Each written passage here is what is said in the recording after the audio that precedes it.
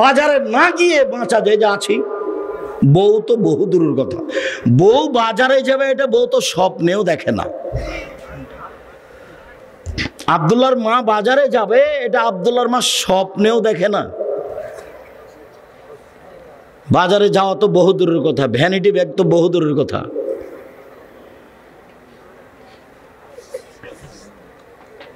তা আপনার চলছে কেন? আপনি কাপুরুষ, অশিক্ষিত মানুষ, সেই জন্য চলছে আপনার জীবন পশু প্রাণীর মতো। এই মেয়ে, কথা বলছো কেন? তোমার বাপ নেই, তোমার মা নেই, তোমার মা কি করে? তোমার মা হলে চারটা জিনিস লাগে। এক, তোমার মা তোমাকে বিদ্যা শিখাবে।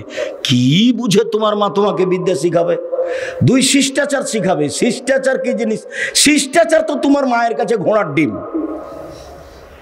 ঘোড়ার ডিম কেউ দেখেনি, মানুষে বলে ঘোড়ার ডিম, তো শিষ্টাচারও ঘোড়ার ডিম। কেউ জানে না শিষ্টাচার কি জিনিস। শিষ্টাচার কি? তোমার মা তো তোমার ছোট বোন ভাইয়ের পেশাব পায়খানার জন্য একটা পট কিনে নিয়ে এসেছে, সেটা ঘোড়া। এই ঘোড়াটা তো আমাদের বাসায় 1 মিনিটও থাকবে না, হয় মাথা কেটে দেওয়া হবে, নাহলে বাইরে ফেলে দেওয়া হবে। তো কই, তোমার মা তো রেখেছে, মাস মাস বছর বছর আছে। তোমার মায়ের কোনো অনুভূতি কাজ করে না। তোমার মা নাকি মাস্টার ডিগ্রি পাস, কি পাস কেল কে জানি, আল্লাহ ভালো জানে। একটা উপদেশ বই আছে, বইয়ের নাম ছবি মূর্তি। আল্লাহ নবী বাড়িতে ঢুকে কোন পাত্র জাতীয় যদি ছবি মূর্তি পেতেন তাহলে একবার ভেঙে চৌচির করে দিতেন। বাড়িতে ঢুকে কোনো কাপড়ে ছবি মূর্তি আছে এটা দেখলে একবারে কাপড়কে টুকরা টুকরা করে ছিঁড়ে দিতেন। দরজায় দাঁড়িয়ে যেতেন, দরজায়। তোমার মা একটা নিয়ে এসেছে, প্লেট কিনে নিয়ে এসেছে, তাতে চিংড়ি মাছ আছে। তোমার মা একটা বাটি কিনেছে তরকারির, সেটা হলো রুই মাছ। তোমার মা একটা আয়না কিনেছে, সেটা হলো কাতল মাছ। বলো তোমার মা শিক্ষিতা? পশু প্রাণীর মতো জীবিকা নির্বাহ করে। শিষ্টাচার একবারে বাড়িতে কারফিউ জারি থাকবে, 10টার মধ্যে সবাই ঘুমিয়ে যাবে। 2টা, 1টা, 3টে পর্যন্ত গল্প চলছে, মা বেটি বোন সব গল্প করছে, টিভি চলছে। এরা গরু ছাগল কুকুর সিরিয়াল, পশু প্রাণী। ইতর শ্রেণীর মানুষেরা, নিম্ন শ্রেণীর মানুষেরা, অশিক্ষিত মানুষেরা, অভদ্র মানুষেরা, এদের কাছে বিদ্যা নেই, এদের কাছে বুদ্ধি নেই, এদের পশু প্রাণীর মতো জীবন। বোঝে না ওরা, অন্তর আছে বুঝে না, বোঝা দরকার। দেখেও দেখে না ওরা, চক্ষু আছে দেখে না, শুনেও শোনে না ওরা, কান আছে শোনে না। উলায়েকা কালা নাম, তারা পশু প্রাণীর মতো, তারা গরু ছাগলের মতো, তারা কুকুর শিলির মতো, বালু মাজাল বরং তার চেয়ে খারাপ। বাস 10টায় ঘুমিয়ে যাবে, রাত 3টায় উঠবে। কতক্ষণ ঘুম হলো? 5 ঘন্টা। রাত 3টায় উঠে সুন্দর করে উজু করে 2 রাকাত সালাত আদায় করে এখন প্রয়োজনীয় কথা বলতে হবে। ছেলে দাও, মেয়ে দাও, বগুড়া শহরে জমি দাও, একটা ভ্যান দাও, পরিবারটা সুন্দর করে দাও, যা প্রয়োজন সেটার কথা বলতে হবে। দেওয়ার জন্য প্রতীক্ষমান। কে বলবে? জীবনটা তো তার গরু ছাগলের মতো। ও তো রাত 2টায় ঘুমিয়েছে। ওই ঘরে ওর মা দেখে মোবাইলে ল্যাংটামি, এ দেখে ওর বাপ দেখে, স্বামী দেখে, ও ঘরে ওর ছেলে দেখে, ও ঘরে ওর মেয়ে দেখে। গোটা পরিবারটাই কুকুর শ্রীগলের মতো, পশু প্রাণীর মতো। বিবেচনা নাই, বিবেচনা করে বলো জিনিসই নাই। বিবেচনা কি জিনিস? কোরআন মাজিদে হাজারো জায়গাতে আল্লাহ বলছেন লা ইয়াকিলুন, ওরা বিবেককে চর্চা করে না, ওরা বিবেককে চর্চা করে না, ওরা বিবেক বিবেচনা করে কথা বলে না, বিবেক বিবেচনা করে, বিবেক দিয়ে বিবেচনা করে, চিন্তা ভাবনা করে জীবন কাটায় না। এমনিতে 4-এ পড়ে মেয়ে, 3টা প্রাইভেট, 9-এ পড়ে তো 5টা প্রাইভেট, তো ইন্টার পাস করেছে, কলেজে বিশ্ববিদ্যালয়ে ভর্তি হবে, তো 6টা সাবজেক্ট, 6টা প্রাইভেট। মাও জানে না কি জিনিস, বাপও জানে না কি জিনিস। বাস মেয়ে ভালো, সব জায়গাতেই বলছে মেয়ে আমার খুব মেধাবী, সব জায়গাতেই বলছে। জানেন না আমার মেয়ে ঢাকা বিশ্ববিদ্যালয়ে চান্স পেয়েছে, আমার মেয়ে লন্ডনে পড়ে। এটা নিয়েও ব্যস্ত। ও ডাক্তারি পড়াচ্ছে, ও তো ডাক্তার, আরো 5 জন পুরুষের সাথে ওই মহিলাকে থাকতে হয়। তখন একটা মেয়েকে উলঙ্গ করে রাখা হয় অপারেশনের জন্য। সবাই একসাথে আছে, হাসাহাসি করছে, লাফালাফি করছে। সরকার ইন্ডিয়া থেকে মহিলা ডাক্তার নিয়ে এসে মহিলা বিশ্ববিদ্যালয় খুলে পড়াবে, আর নাহলে মেয়েকে পড়াতে হবে না। পুরুষ দিয়ে চিকিৎসা চলে, যে কোনো চিকিৎসা পুরুষ দিয়ে চলে। রুচি হয় না, নেবেন না। বাঁচতেই হবে, মরে যাবো, তাতে কি আছে? আমি তো করোনা দিয়ে মাস্ক দিয়ে বাঁচতে চাইনি। আমি বিমানেও বলেছি, আমি ওই কি ওটার নাম দুবাইও বলেছি যে আমি মাস্ক লাগিয়ে ভাগ্য বাড়াতে রাজি নই। পৃথিবী সৃষ্টির 50,000 বছর পূর্বে যেভাবে আমার ভাগ্য লেখা হয়েছে তাতে আমি সন্তুষ্ট। সেই দিন যদি আমার ভাগ্যে করোনা লেখা থাকে, আজকে যদি আমি পাথরের ভিতরে ঢুকি তবুও করোনা আমাকে ধরবেই। আর সেই দিন যদি আমার ভাগ্যে করোনা লেখা না হয়ে থাকে, যার করোনা হয়েছে ওর গায়ের সাথে যদি আমি গাও লাগিয়ে বাকি জীবন থাকি, আমাকে করোনা ধরবে না। আমি ভাগ্যকে এইভাবে বিশ্বাস করি। বরং করোনা ভাগ্যে লেখা হয়েছে, ওটা কেটে দেওয়ার দুটো পথ আছে। করোনা ভাগ্যে লেখা হয়েছে, এটা কেটে দেওয়ার দুটো পথ আছে। এক, লাইরদুল কাজা ইল্লা বিদুআয়ে, ভাগ্য পরিবর্তন করা যায় দোয়া দিয়ে। রাতে উঠে কান্নাকাটি করলে যেটা ভাগ্যে লেখা আছে আল্লাহ ওটা কেটে নতুন ভাবে লিখে দেবেন। আরেকটা বুখারী মুসলিমের হাদিসে এসেছে, মান সাররাহু ইয়াবসুতাল্লাহু ফি রিজকিহি ওয়া ইউসরা ফি আসরিহি ফালাইসাল রাহিমাহু। কেউ যদি চায় আল্লাহ আমার টাকা পয়সা বেশি করে দাও, কেউ যদি চায় আমার বয়সটা একটু বেশি করে দাও, তাহলে সে যেন সদাচরণ করে। সদাচরণ, দল করলে সদাচরণ টিকবে না, সংগঠন করলে সদাচরণ টিকবে না, প্রতিবেশীর সাথে ঝগড়া করলে সদাচরণ টিকবে না, মামলা করলে সদাচরণ টিকবে না, ক্ষমতা দেখালে সদাচরণ টিকবে না। মাটির মানুষ নরম হয়ে বাঁচেন। ফেরাউন ডুবে গেছে, আর আপনাদের নেত্রীর বয়স মাত্র 45 মিনিট। তো ক্ষমতা দেখাবেন কেন? ক্ষমতা দেখাবেন কেন? ক্ষমতা দেখে, দলীয় দাপট দেখিয়ে বেঁচে থাকার চেষ্টা করিয়েন না। হ্যাঁ, এরকম কথা বলে বেঁচে থাকার চেষ্টা করিয়েন না। বদনাম করে, গিবাত করে একদিন বেঁচে থাকার দরকার নেই। বদনাম ছাড়া, গিবাত ছাড়া, বিরোধিতা ছাড়া বাঁচা যায়। এই যে দেখেন, হবে ভুল হিসাব। ক্ষমতা দেখাবেন না, দাপট দেখাবেন না, দোকানে বসে আড্ডা পিটবেন না, মাথায় টুপি দিয়ে ল্যাংটা মেয়েকে দেখে জীবন কাটাবেন না। জান্নাতের মেয়ে এরকম নয়। জান্নাতের মেয়ে ভোগ করা খুব টাফ ব্যাপার। জান্নাত যা কিছু আছে অন্য কিছু শুধু নারী দিয়ে সাজানো আছে। আর এমন চ্যালেঞ্জ করেছেন ওদের ব্যাপার, আল্লাহ তাআলা বলছেন জান্নাতের নারী এত সুন্দরী, ওরা এত সুন্দরী, ওরা এত সুন্দরী, ওদেরকে দেখে মনে হবে ঝিনুকের মধ্যে লুকানো মুক্তা। ওদেরকে কোনোদিন জিন স্পর্শ করেনি, ওদেরকে কোনোদিন মানুষ স্পর্শ করেনি। ওদের মাথায় থাকবে লম্বা লম্বা কোঁকড়া কোঁকড়া কুচকুচে কালো চুল।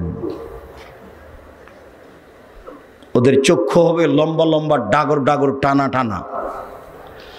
সুন্দরী হওয়ার জন্য যত পথ ঘাট আছে সব তাদের কাছে আছে। এই নারী ভোগ করতে হলে এই পতিতালয়ের মেয়ে, রং মাখানো মেয়েকে দেখে চক্ষু ঠান্ডা করে, কলিজা ঠান্ডা করে দিন রাত কাটিয়ে জান্নাতের মেয়ে ভোগ করার হিসাব থাকে না জানো। চরিত্র পরিবর্তন করতে হবে আজকেই, এখনই। ভাই ভাই গন্ডগোল হয়েছে আপনার কারণে। আপনি বড় আর আপনার ছোট ভাই ছোট, এরপরে আপনার ছোট ভাইকে হাত ধরে ক্ষমা নিতে হবে, আজকেই নিতে হবে। আপনাকে ক্ষমা নিতে হবে। গন্ডগোল আপনার বড় ভাইয়ের কারণে হয়েছে।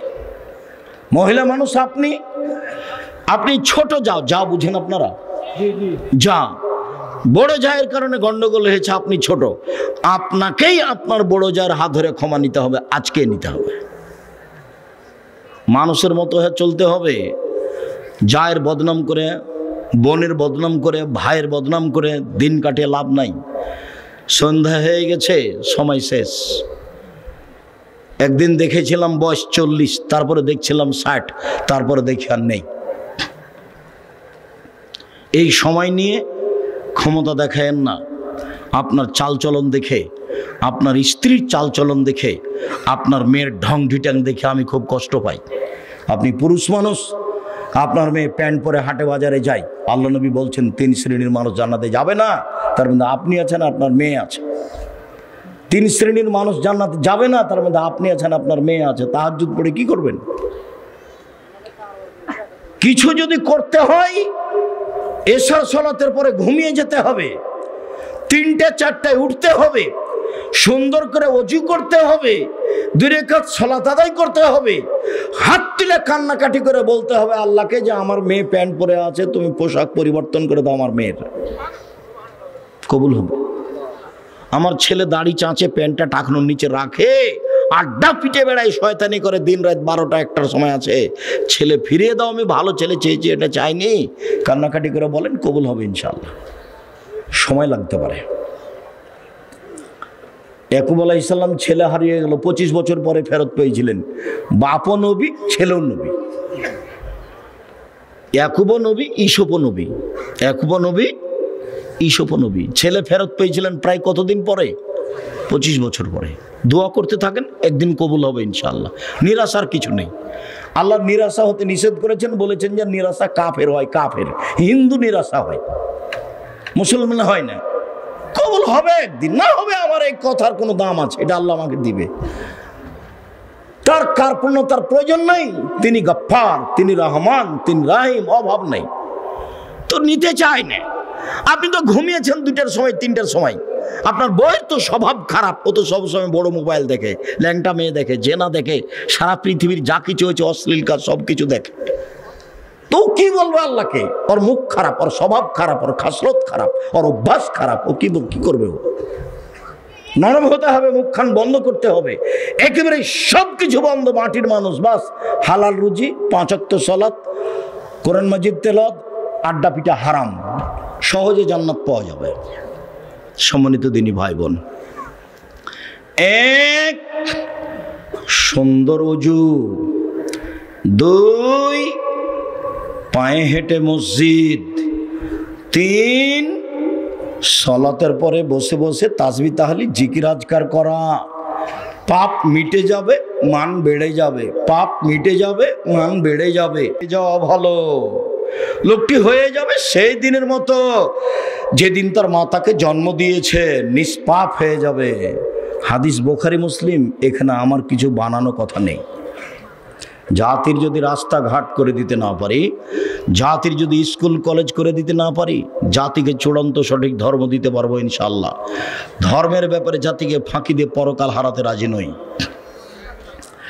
উমামা বাহেলি রাদিয়াল্লাহু তাআলা আনহু বলেন, রাসূল সাল্লাল্লাহু আলাইহি সাল্লাম বলেছেন, পৃথিবীর মানুষ সাল্লু খামসাকুম, 5 ওয়াক্ত সালাত আদায় করো, সুমু শাহরাকুম, রমজান মাসে রোজা থাকো, অদ্দু যাকাতা আমওয়ালিকুম, মালের যাকাত বের করো, অতুজা আমরিকুম, বড় মানুষ জ্ঞানী গুণীদের মেনে চলো, তাদখুলু জান্নাতা রাব্বিকুম, তাহলে সহজেই তোমাদের প্রতিপালকের জান্নাতে চলে যেতে পারবা।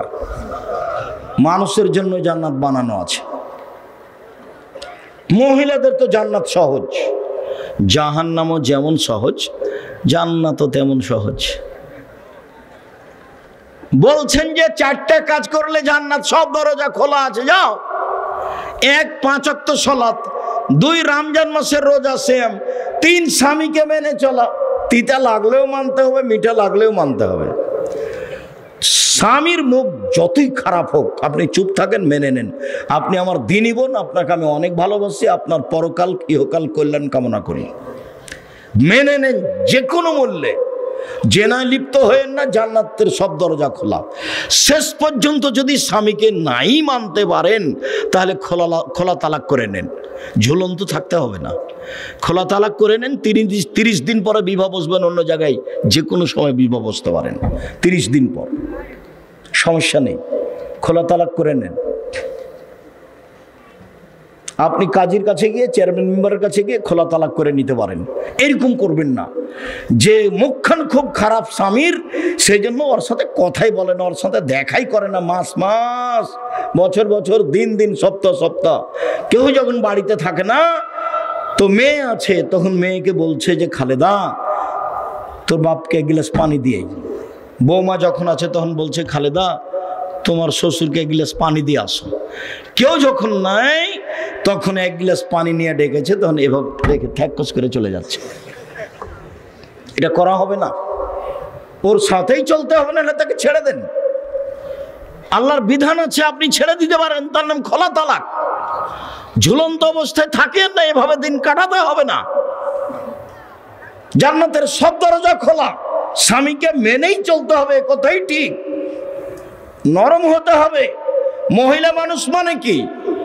স্বভাব নরম, কথা নরম, ভদ্র নম্র, একেবারেই নরম। স্বামীর সামনে আসবে প্রেম প্রীতি ভালোবাসা নিয়ে, সুলভ নরম আচরণ নিয়ে, নরম স্বভাব নিয়ে। স্বামী রেগে গেলে, খেপে গেলে প্রতিবাদ নেই। প্রেম প্রীতি ভালোবাসা নিয়ে, নরম স্বভাব নিয়ে, নরমভাবে আসতে হবে। যাহাই বলিবে তাহাই শুনিবে, যদি পাপের আদেশ না হয়। তাহলেও ভালো মহিলা, শয়তান সুযোগ পাবে না। স্বামীকে বলবে যা দিবেন তাতেই খুশি। মোটা কাপড়ে যদি আপনি খুশি, আমি খুশি। চিকন কাপড়ে যদি আপনি খুশি, আমি খুশি। যেভাবে আপনি চান সেভাবে আমি চাই, তাহলে এখানে শয়তান আর কোনো সুযোগ পাবে না।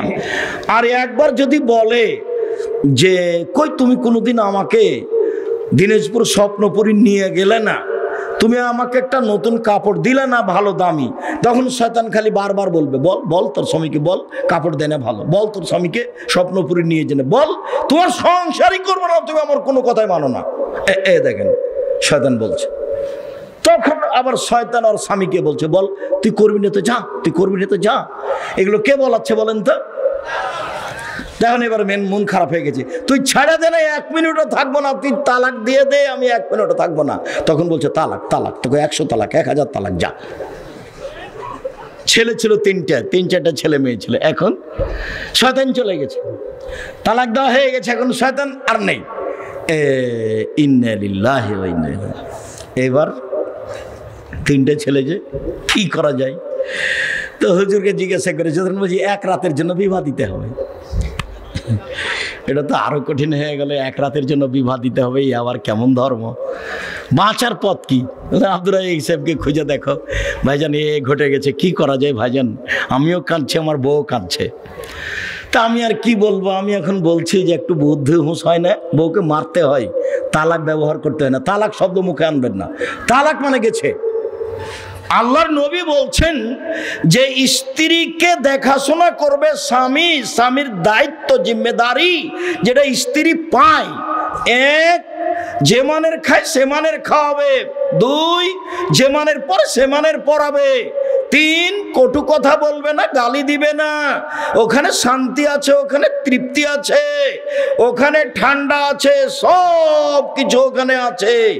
স্ত্রী এত আদরের, এত আদরের, ওরা হচ্ছে বগুড়া সোনাতলা হাটের আদরের মালসা, ওদের আদর করতে হয়, ওদের ঘেরে রাখতে হয়, ওদের ঢেকে রাখতে হয়। যত আদর তত তৃপ্তি, যত আদর তত তৃপ্তি, যত গালি সব গেছে, ভালো মন্দ একটা আর নেই, সব খালি এখন সংসার জাহান্নাম হয়ে গেছে। 4, মুখের উপরে মারো না। আদর যদি কাজ না করে তাহলে মারা লাগতে পারে। এই যে মুখের উপরে মারো না মানে মারা লাগতে পারে। তালাক কথা বলো না, মারাই যদি লাগে তো তালাক কথা বলো না। 5, ও তোমার বাড়ি ছাড়া কোথাও যেতে পাবে না। খালার বাড়ি, ফুফুর বাড়ি, নানির বাড়ি, দাদির বাড়ি কোথাও যেতে পাবে না। বগুড়া শহর তো বহু দূরের কথা। আপনি যান কেন? মহিলা মানুষ আপনি, আপনি আমার দিনী বোন, কেন যান? এই মেয়ে, এই তুমি কেন যাও? তোমার ভাই নাই? এই মেয়ে, তোমার ভাই নাই, তোমার বাপ নাই? কই, আমরা তো আছি বেঁচে, আমরা কাপড় পরি না, আমরা খাই না, আমাদের বাড়িতে রান্না বান্না হয় না, আমরা এমনি থাকি। তো তোমার চলে না কেন? তুমি কেন যাবা ভ্যানিটি ব্যাগটা হাতে করে? তোমার একটু শরম হয় না কেন? তুমি এরকম স্কিন পায়জামা পরে আছো কি করে? ফ্যাশন বোরকা পরে আছো কি করে? তোমাকে আমি কতদিন থেকে বলছি এই বোরকা জ্বালিয়ে দাও। অঙ্গ প্রত্যঙ্গ মানুষকে দেখিয়ে মানুষকে পাপী করে তুমি ভালো হওয়ার চেষ্টা করিও না, এ পথ ভুল। জরুরি প্রয়োজন ছাড়া বাড়ি ত্যাগ করতে হবে না। তালাক মুখে নিয়ে আসবেন না শব্দ, যা হয়েছে হয়েছে। দুটো মারেন, দুটো কথা বলেন, কিন্তু তালাক ব্যবহার করিয়েন না। তালাক হবে বৈঠকে বসে, 5 জন 7 জন 10 জন মুরব্বীরা বসে। যদি চলতেই না পারে তাহলে মুরব্বীরা বসে এটা বিচ্ছিন্ন করবে। মুখে যখন তখন বলবেন তালাক, তোকে 100 তালাক দিলাম, আবার একদিন গন্ডগোল লেগেছে তোকে 1000 তালাক দিলাম, আবার একদিন গন্ডগোল লেগেছে তোকে কয়েক কোটি তালাক দিলাম। তারপরে চলছে সংসার। ধর্ম তো পাগল হয়েছে। বিবাহ বের হয়ে বিবাহ হয়েছে, দিয়ে তালাক হয়ে গেছে। তো বলছি বিবাহ হয়নি তো তালাক হলো কি করে? কোর্টের বিবাহ তো বাতিল, কোর্টের বিবাহ বাতিল। মেয়ে যদি মেয়ে মানুষের বিবাহ দেয় সেটাও বাতিল, ছেলে যে না। আল্লাহ রাসূল বলছে লাতু জাবিজুল মারাতু আল মারাতা, মহিলা মহিলার বিবাহ দিতে পারে না। ফুফুতে বলছে খালেদা শোন, ছেলেটা খুব ভালো, তোর বাপ বিবাহ দিবে না, তুই আমার কাছে চলে আয়, আমি তোর বিবাহ দিয়ে দিচ্ছি। আরে কখন কখন ফুফুর পুরুষ মানুষ হয়ে গেছে। ফুফু ফুফু কখন কি হয়ে গেছে? ফুফু পুরুষ মানুষ হয়ে গেছে। খালা কখন পুরুষ মানুষ হয়ে গেছে। বিবাহ হবে না, নিজে বিবাহ হবে না। ও তো ফেকার কথা লেখা আছে, ফেকার কথা বইয়ে লেখা আছে এইভাবে। ফেকাতে এভাবে আছে যে রাস্তায় একটা মেয়ে মানুষ আছে, তো এরা 3 জন, তো একজন বলছে এটা আমার বউ, তখন 2 জন বলছে আমরা সাক্ষী এটা তোর বউ, বিবাহ হয়ে গেছে। আল্লাহ বলছেন যে বাপ ছাড়া বিবাহ হবে না, নবী বলছেন বাপ ছাড়া বিবাহ হবে না। আর ফেকার বইয়ে লেখা আছে এই যে 3 জন, ছেলেটা বলছে এটা আমার বউ রাস্তায়, তখন 2 জন বলছে আমরা সাক্ষী এটা তোর বউ, এই যে হয়ে গেছে। এটা শরীয়ত হয়ে আছে। সম্মানিত দিনী ভাই বোন, মনে রাখা ভালো হবে। উবাদা ইবনে সামিত রাদিয়াল্লাহু তাআলা আনহু বলেন, পৃথিবীর মানুষ শুনে রেখো, নবী করিম সাল্লাল্লাহু আলাইহি সাল্লাম বলেছেন as-সালাওয়াতুল খামস, 5 ওয়াক্ত সালাত, ইফতারাজাহুল্লাহু তাআলা, আল্লাহ এটা ফরজ করেছেন। ফামান আহসানা ওযুহুন্না, যে সুন্দর করে ওযু করবে, ওয়াসাল্লাহুন্না লিওয়াক্তিহিন্না, নির্ধারিত সময়ে সালাত আদায় করবে। আশেপাশে এটা বগুড়া শহর, সূর্য ডুবার পূর্বে আসরের সালাত চলবে না, সূর্য ওঠার পূর্বে ফজরের সালাত চলবে না। সাল্লাহুন্না লিওয়াক্তিহিন্না, নির্ধারিত সময়ে সালাত আদায় করতে হবে। 3টা, 3:30, 3:15 হলে এখন আসর আদায় করতে হবে। 12:30, 1:45, 1টায় জোহর আদায় করতে হবে। সূর্য ডুবার সাথে সাথে মাগরিব আদায় করতে হবে। ফজর 6টা, 6:15, 5:45 এরকম সময় আদায় করতে হবে। যে মসজিদে সূর্য ওঠার আগে ফজর হয় সেখানে সালাত আদায় করা হবে না, সেখানে বাড়িতে আদায় করতে হবে। যেখানে সূর্য ডুবার আগে আসরের সালাত আদায় হয় সেখানে সালাত আদায় করতে হবে না, বাড়িতে সালাত আদায় করতে হবে। এই ছেলে, কাছাকাছি চলে এসেছি, থামো একটু। সম্মানিত দিনী ভাই বোন, ফাতাম্মা রুকুহুন্না ওয়া খুশুহুন্না, ভয় ভীতি নিয়ে সালাত আদায় করলো। ফাকানা লাহু আলাল্লাহি আহাদুন ইয়াগফির লাহু, তাহলে আল্লাহর সাথে একটা চুক্তি হয়ে গেল। এই কথাটা একটু বুঝতে হবে। এইটা এই পর্যন্ত পৌঁছানোর জন্য তাড়াহুড়া করছিলাম। সুন্দর করে ওযু করলো, সময় মতো সালাত আদায় করলো, ভয় ভীতি নিয়ে সালাত আদায় করলো। এবার আল্লাহর সাথে লিখিত চুক্তি হয়ে গেছে, আল্লাহ আপনাকে ক্ষমা করে দিবেন, ইয়াগফিরাল্লাহ, আল্লাহ আপনাকে মাফ করে দিবেন, লিখিত চুক্তি হয়ে গেছে। এইভাবে যদি সালাত আদায় না করে, ফালাইসা লাহু আহাদুন আলাল্লাহ, তখন আল্লাহর সাথে কোনো চুক্তি হয়নি। ইনসা আযাবাহু ওয়া ইনসা তারাকাহু আও গাফারা লাহু, চাইলে শাস্তি দিবেন, চাইলে ক্ষমা করবেন, চাইলে শাস্তি দিবেন, চাইলে ক্ষমা করবেন। আবার বুঝাই, একটু আমার দিকে খেয়াল করো তো। আমি এত গভীর রাতে আসতে চাইনি, আমিও চেয়েছিলাম রাত 10টার সময় আসব। কেন দেরি হয় অপ্রয়োজনীয়ভাবে তা আমি বুঝে উঠতে পারি না। আর মসজিদের আদায় আমি এভাবে চাইনি। মসজিদ খড়কুটা দিয়ে বানাতে হবে, যেদিন পারবে সেদিন টিন দিয়ে বানাবে। যেদিন পারবে সেদিন ইট দিয়ে বানাবে। এইভাবে বছরের বছর মসজিদের উন্নয়ন। মসজিদের উন্নয়ন কি? মসজিদের উন্নয়ন কি? মাদ্রাসা চলে, মক্তব চলে, জামিয়া সালাফিয়া চলে। দেশের সর্ববৃহৎ প্রতিষ্ঠান জামিয়া সালাফিয়া শূন্যের উপরে আছে, যার নিচে কোনো কিছু নেই। আমি যেমন কচুর পাতার পানি, কচুর পাতার পানি বুঝেন না? কচুর পাতার পানি, কচুর পাতার উপরে একটু পানি আছে, বাতাসে এসেছে, খালি টলমো টলমো টল পড়লো পড়লো পড়লো। তা আমিও তেমন কচুর পাতার পানি। জামিয়া সালাফিয়া শূন্যের উপরে আছে। বাংলাদেশের সর্ববৃহৎ আয়তনে, শিক্ষা মানে, শিক্ষক গুণে, শিক্ষক সংখ্যায়, ছাত্র সংখ্যায় সর্ববৃহৎ প্রতিষ্ঠান জামিয়া সালাফিয়া।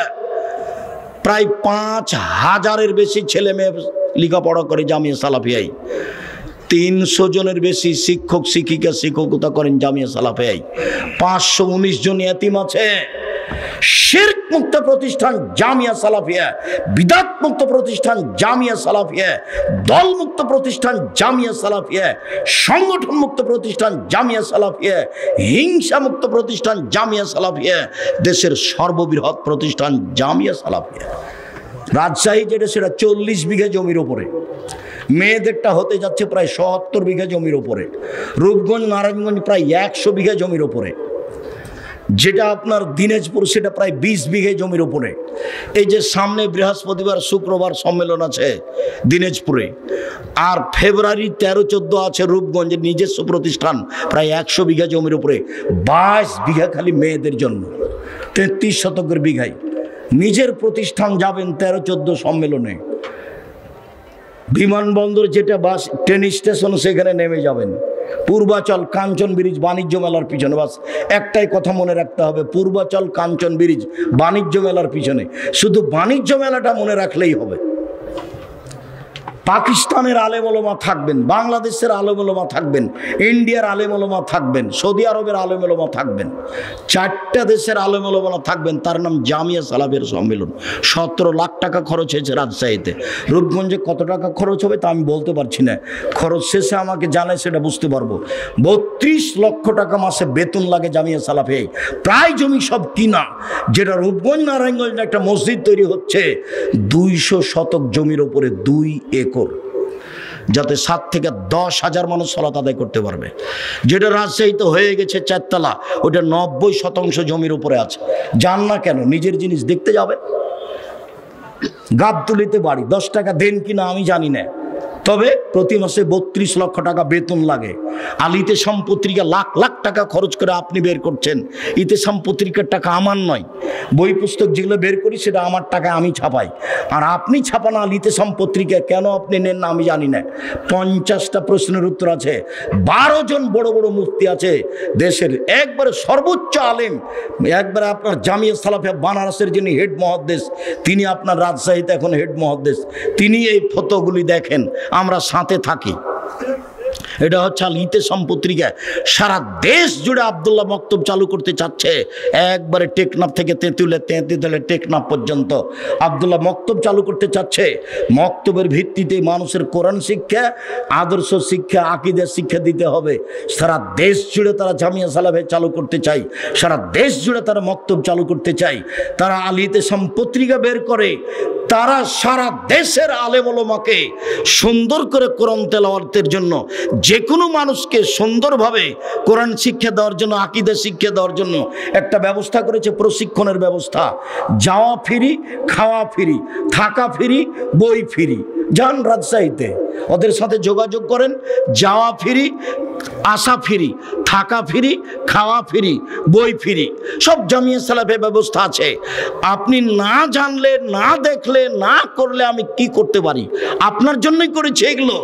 দেশ জুড়ে মক্তব চালু করতে চাই আপনার জন্য, সারা দেশে বড় বড় প্রতিষ্ঠান করতে চাই আপনার জন্য।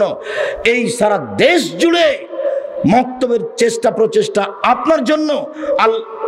অনলাইন আল ইতেসাম টিভি আপনার জন্য, আল ইতেসাম পত্রিকা আপনার জন্য, আল মাজাল্লা একটা আরবি পত্রিকা আপনার জন্য, সব কিছু আপনার জন্য। আপনার ছেলে মেয়েদের জন্য এত বড় প্রতিষ্ঠান করছি, এর পিছনে খরচ হয় লাখ লাখ কোটি কোটি টাকা। আপনি ঘুমিয়ে থাকেন আর ঠিকই ঘুম থেকে এটা বদনাম করেন। কি দেখাচ্ছেন আপনি? বদনাম করবেন কেন? এদিকে দেখেন, যেভাবে আমি সালাত আদায় দেখাচ্ছি এভাবে সালাত আদায় করবেন। সুন্দর করে অজু করবেন। অজুর পূর্বে পেশাব পায়খানার কাজ থাকলে সেরে নেবেন। পেশাব পায়খানার পরে পানি দিয়ে পবিত্রতা অর্জন করবেন। আমার দিকে দেখেন, পানি দিয়ে পবিত্রতা অর্জন করার পরে হাতটা মাটি দিয়ে মাজবেন, সাবান দিয়ে মেজে নিতে পারেন। সুন্দর করে অজু করবেন। পেশাব পায়খানার পরে আগে ঢেল টিস্যু পেপার পরে পানি, এটা মিথ্যা কথা। পেশাব পায়খানার পরে আগে ঢেল টিস্যু পেপার পরে পানি, এটা মিথ্যা কথা। আবার ঢেল টিস্যু পেপার নিয়ে 40 কদম হাঁটা, এটা নোংরামি। পায়ের উপরে পা উঠানো, এটা বেহায়াই। খক খক করে কাশা, এটা বেহায়াই। যদি 40 কদম হাঁটতেই হয় তাহলে তার বউ কেন ঢেল নিয়ে টিস্যু পেপার নিয়ে 40 কদম হাঁটে না? ধর্ম তার নিজের জন্য না সবার জন্য? সাথে সাথে শয়তান তাকে বেকায়দায় ফেলেছে। 40 কদম কেন, 40 ঘন্টা পরে যদি ও টিস্যু ফেলে তাহলে মনে হবে পেশাব আসলো। শয়তান তাকে ধরেছে। আপনার স্ত্রীও পবিত্র হতে পারবে না, আপনিও হতে পারবেন না। তখন ওই টয়লেটই থেকে যেতে হবে। বের হওয়ার সময়তে একটু কাপড়ে পানি ইন্না লিল্লাহ, কাপড় আমার অপবিত্র হয়ে গেছে। রাসূলের পদ্ধতি নেন, সুন্দর করে অজু করবেন। অজু শেষে 2 হাতে একটু পানি নেবেন, লজ্জা স্থান সামনাসামনি ছিটিয়ে দিবেন, বাস। এখন যদি পেশাব আসে বলে মনে হয় তাহলে শয়তানকে বলবেন, এই শয়তান, পেশাব এসে কাপড় ভিজে গেলে আর অজু করবো না রে, তুই এখান থেকে সর, তোর মুখে লাথি মারি, আমার কাপড় ভিজে যাক পেশাবে। আল্লাহর নবী বলছেন যে শয়তান বলবে এই যে বায়ু আসলো, এই যে বায়ু আসলো, তো তুমি কি করবা? তাড়াতাড়ি মসজিদ থেকে বের হয়ে অজু করতে যাবা? না না, শয়তানের কথা মানতে হবে না। হয় গন্ধ পেতে হবে, না হয় শব্দ পেতে হবে। শব্দও পেলাম না, গন্ধও পেলাম না, মনে বলছে বায়ু এসেছে মনে হয়, এসেছে মনে হয়। শয়তানকে বলতে হবে, বায়ু এসে আরো কিছু হোক না কেন, আমি যে নামাজ ছেড়ে যাব না।